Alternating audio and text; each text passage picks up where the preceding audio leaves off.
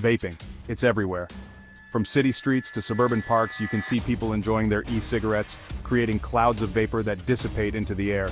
It's become a common sight, a part of modern life. Or is it? Bans and restrictions have thrown the vaping world into chaos. Vape shops are closing and protests are erupting as people fight for their right to vape. The landscape is changing rapidly, and it's leaving many confused and frustrated. Governments claim it's about health, but is there more to the story? Politicians stand at podiums declaring their intentions to protect public health, but behind these speeches there are whispers of ulterior motives and hidden agendas. Are we pawns in a game of big business and political maneuvering? The vaping industry is worth billions, and where there's money, there's power. Corporate interests and political ambitions often intersect, leaving the average person caught in the middle. Let's clear the air and uncover the truth behind vaping bans. We need to look beyond the surface and examine the documents, the studies, and the real reasons behind these regulations. It's time to dig deeper. This isn't just about clouds of vapor. It's about understanding the implications of these bans on our daily lives.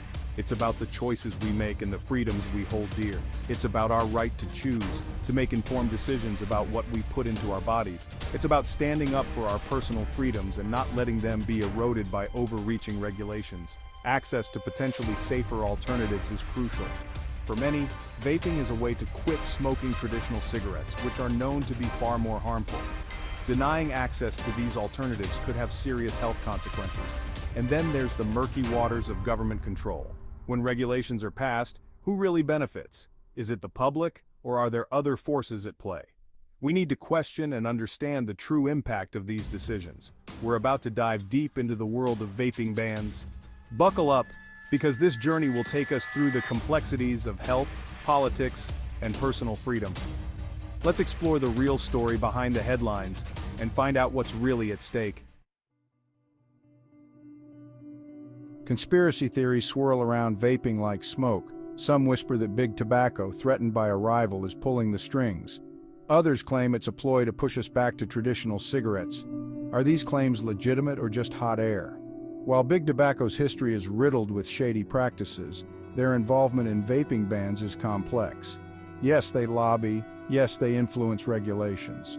But they also own major vaping brands. It's not black and white.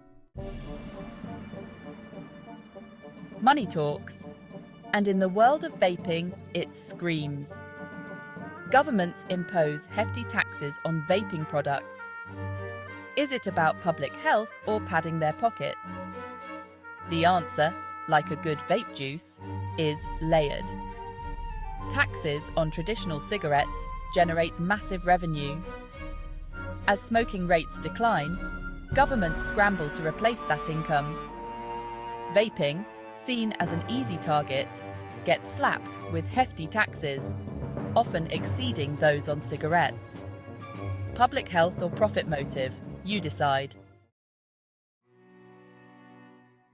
Canada, often viewed as a progressive nation, has taken a hard line on vaping. The country, known for its forward-thinking policies and emphasis on public health, has implemented some of the strictest regulations in the world when it comes to vaping products. Strict regulations and high taxes have stifled the industry. Vape shops are closing down, and the once thriving market is now struggling to survive under the weight of these heavy-handed policies. Is it protecting its citizens or playing into the hands of big tobacco? The debate rages on in Parliament, with some arguing that these measures are necessary to protect public health, while others believe they are inadvertently benefiting the traditional tobacco industry. Canadian provinces boast some of the highest vaping taxes globally. These taxes, intended to deter use, have instead created a financial burden for consumers, making it difficult for many to afford safer alternatives to smoking. These policies, while well-intentioned, have had unintended consequences. Health policy meetings are filled with concerned citizens who feel that the regulations are doing more harm than good. High prices push some vapers back to cigarettes, a habit they had successfully quit. The financial strain of maintaining a vaping habit under such high taxes is simply too much for some, while others turn to the black market. The underground market for vaping products is thriving as people seek out more affordable options, often at the expense of safety and quality, a cautionary tale of regulation gone awry. The story of Canada's vaping regulations serves as a powerful reminder that even well-meaning policies can have negative repercussions if not carefully considered and balanced. The US, a land of diversity, also boasts a patchwork of vaping regulations. From state to state, city to city, the rules change like the flavors of vape juice. This inconsistency creates confusion and stifles innovation. Some states embrace vaping as a harm reduction tool, while others demonize it. This fragmented approach makes it difficult for businesses to operate and consumers to navigate. A unified, science-based approach is desperately needed. The million-dollar question, is vaping safe? The answer, like most things in life, is not simple.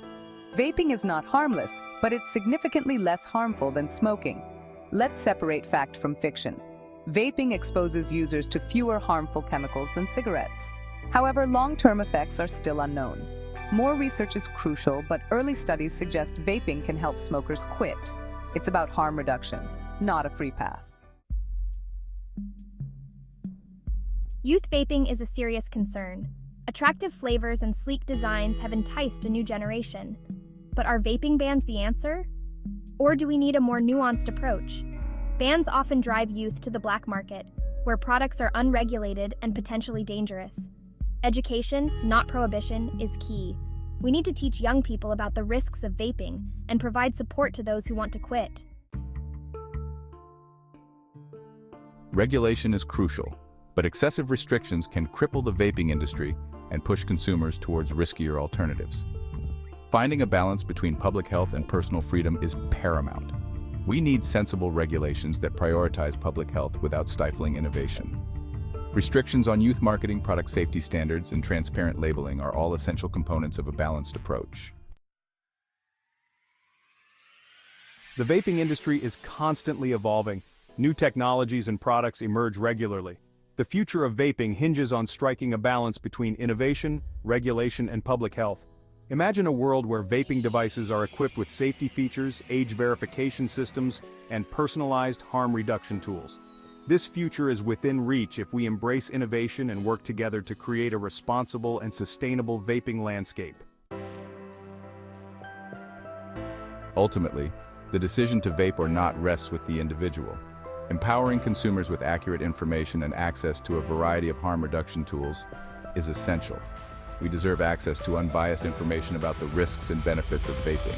Let's cut through the propaganda, the fear-mongering, and the political posturing. An informed consumer is a powerful consumer. The vaping debate is complex, shrouded in misinformation, and often clouded by emotional arguments. It's a topic that has divided communities and sparked heated discussions, fueled by competing interests from various sectors. There are no easy answers, and the stakes are high. But by separating fact from fiction, examining the evidence with a critical eye, and understanding the science behind vaping, we can engage in open and honest dialogue. This means listening to experts, considering the experiences of vapers, and acknowledging the concerns of non-vapers. We need to create a future where vaping plays a responsible role in public health. This involves setting regulations that protect young people while providing adults with safer alternatives to smoking. This isn't about choosing sides or demonizing one group over another.